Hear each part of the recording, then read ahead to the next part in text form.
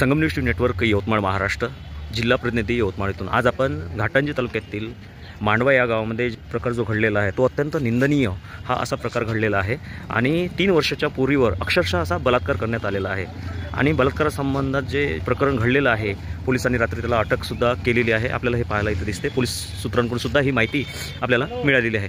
परंतु अटक झाल्याच्या नंतर जे गावात 3 वर्षाच्या पूर्वी बलात्कार झाल्यानंतर जे प्रकरण चिघळलं तर संपूर्ण गावामध्ये एक शोकळा पसरलेला आहे। परंतु दोषींवर कठोरात कठोर कारवाई करण्यात यावी आणि त्याच अनुषंगाने त्याला फाशीची शिक्षा व्हावी या असा संवेदनशील प्रकरण असून अशा आरोपी पुन्हा सुटू नये किंवा असं प्रकरण भविष्यात कुठे परिसरात किंवा महाराष्ट्रातसुद्धा घडू नये, कोणाच्याही लेकीबाईवर मुलीवर असं अन्याय अत्याचार होऊ नये याच उद्देशाने मांडवा या गावातील संपूर्ण नागरिक तसेच घाटंजी तालुक्यातील काही पदाधिकारी हे ग्रामीण पोलीस स्टेशन घाटंजी येथील निवेदनाच्या माध्यमातून तक्रार रिपोर्ट देण्याकरता आलेले आहे। आपण सविस्तर बातमीपत्र पाहूया पुढे।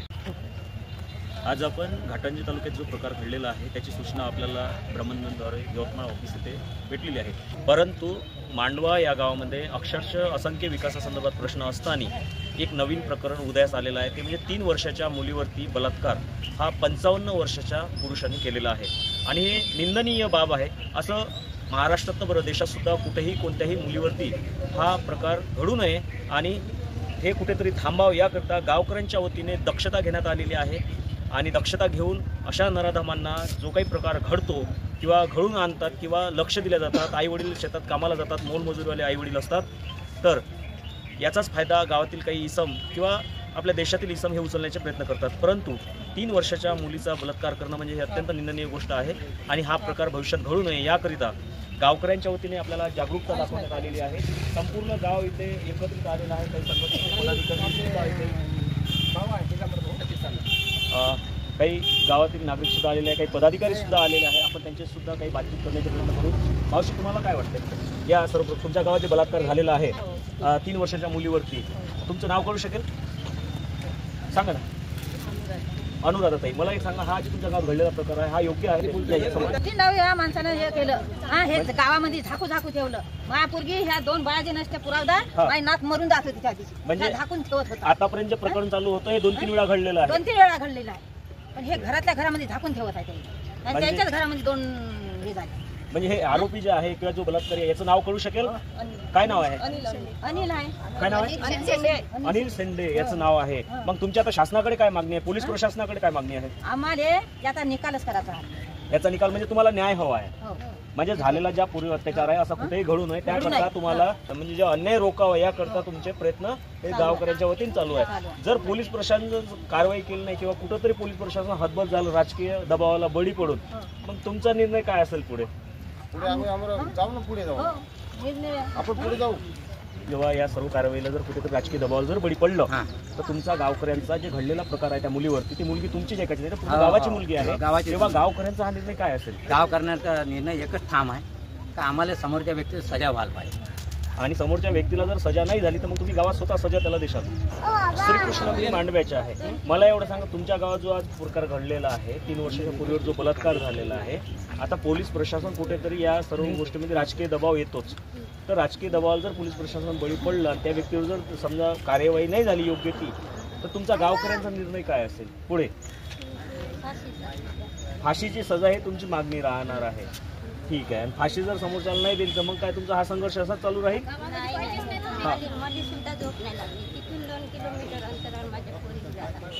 इथून 2 किलोमीटर अंतरावरून तुमच्या मुलीला शाळेमध्ये जावं लागतंय। पोलीस प्रशासन जर हतबल झालं राजकीय दबावाला बळी पडून, तेव्हा तुमचा निर्णय काय असेल? आमचा निर्णय जर पोलीस प्रशासन जर शासकीय दबावाला येऊन कमजोर जरी पडलं तर आमचा निर्णय इथं आमरण उपोषण करून आमच्या मांडवा गावाच्या बस स्टॉपवर जक्काजाम आंदोलन करू तरी न्याय मागू अशी आमची मागणी आहे।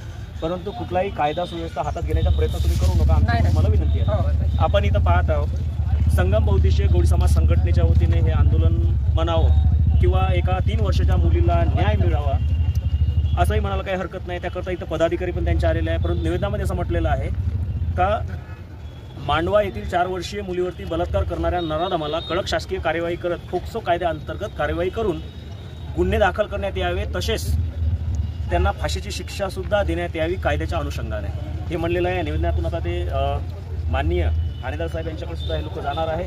तर याच्यामध्ये उमेश शामराव साठे आणि मधुकर भाऊराव भड यांना सुद्धा भेटणार आहोत. मधुकरजी, मला एक सांगा, तुम्ही त्या गावातले शाखा प्रमुख आहात, तुमचा काय निर्णय असेल? आमचा काही निर्णय नाही. आम्हाला जर न्याय मिळाला नाही तर आम्ही उपोषण करू, चक्काजाम आंदोलन करू. म्हणजे होईल त्या मार्गाने न्याय मागू शकता समजा तुम्ही.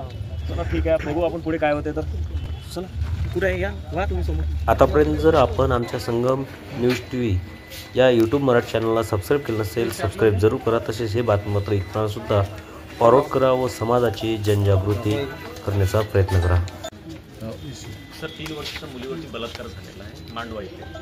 आज पूर्ण गाव अख्खं या संदर्भात आलेलं आहे. संघटनेच्या वतीने सुद्धा निवेदन देण्यात येत आहे. बरोबर. आणि त्यांची मागणी आहे का पोक्सो कायद्याअंतर्गत बलात्कारांवर काल रात्रीच त्याच्यावर गुन्हा दाखल झालेला आहे. कायद्याअंतर्गत 65(2) आणि पोक्सो 6 त्यानुसार गुन्हा दाखल झालेला आहे. आरोपी रात्री अटक केलेला आहे आणि आज तो कोर्टामध्ये पेश केलेला आहे. म्हणजे इथून त्याची कारवाई झालेली आहे पोलिसांची. मुलीचंही मेडिकल झालेलं आहे. तब्बल 3 दिवसानंतर घाटंजी पोलिसांच्या वतीने बलात्कार करणाऱ्या आरोपीला अटक करून कारागृहामध्ये त्याची रवानगी करण्यात आलेली आहे व पीडित मुलीला न्याय देण्यात सुद्धा आलेला आहे, असं घाटंजी पोलीस प्रशासनाच्या वतीने सांगण्यात आलेलं आहे. ताई, जे बलात्कार प्रकरण घडलेलं आहे शनिवारला, या संदर्भात या लोकांचं म्हणणं पडलं का ते सर्व प्रकरण तुम्ही हकीकतमध्ये पाहाल? त्या दिवशी नेमकं काय घडलं थोडं सांगू शकता आम्हाला? आमच्या समोरून गेला, यात पोरगी खेळत होती, तिला असं मांडीवर घेतलं, चड्डी काढली न बोट घालायला लागलं. म्हणजे एक असं आता आपण बोलू शकत नाही, परंतु प्रायव्हेट पार्टमध्ये त्यानं छेडछाड करण्याचा हा प्रयत्न केलेला आहे आणि तुम्ही तो डोळ्याने पाहिला. त्यानंतर तुमच्यासोबत कोण होतं? म्हणजे हे तुम्ही दोघीच होते. हे कोण आहे तुमच्यावाला? भाषी आहे का? म्हणजे तिथं नातेवाईक म्हणून आलेली आहे का? पाहुणपणा म्हणजे तिथंच राहायला आहे, म्हणजे रहिवाशीच कायम आहे. तुम्ही आजी आहे त्यांच्या. मग हे सर्व प्रकरण घडलं तर आता काही लोकांचं म्हणणं पडलं, आधी आम्ही जेव्हा बोलत होतो त्यांचं म्हणणं पडलं का बा हे असं 2-3 वेळा घडून आलेलं आहे. तर मग तुम्हाला हे पहिल्यांदा दिसलं का? पहिल्यांदा दिसलं. मग तो ॲटोतच हे सर्व प्रकार कळत होता की म्हणजे काही घरात वगैरे नेलं होतं त्यांनी? ॲटोतच हे सर्व प्रकरण त्यांनी केलेलं आहे. मग तुम्ही त्याला काही मारलं वगैरे का? तुम्ही त्याला शिवा दिल्या का? पण हा अश्लील प्रकार घडलेला आहे. मग आता मला सांगा, हे प्रकरण पुढे गेलेलं आहे, जेव्हा साक्ष पुराव्याला येईल त्या टायमाला हे लोक तुम्हाला पुरावा देशाल का त्या मुलीला न्याय मिळण्याकरता? पण त्या मुलीला न्याय मिळायला पाहिजे, तुमचा पुरावा असेल का काय का बदलून जाशाल? म्हणजे यांचं म्हणणं पडत आहे का स्त्री म्हणून स्त्रीला हक्क देणं हे आमचं प्रथम कर्तव्य आहे आणि ते न्याय त्या मुलीला 3 वर्षाच्या मिळावा, किंवा त्यांची मुलगी असो किंवा दुसऱ्या कोणाची मुलगी असो किंवा आमची मुलगी असो, ते साऱ्या गावाचीच पोरगी आहे, तिला न्याय मिळणं आवश्यक आहे, असंही म्हणायला काही हरकत नाही.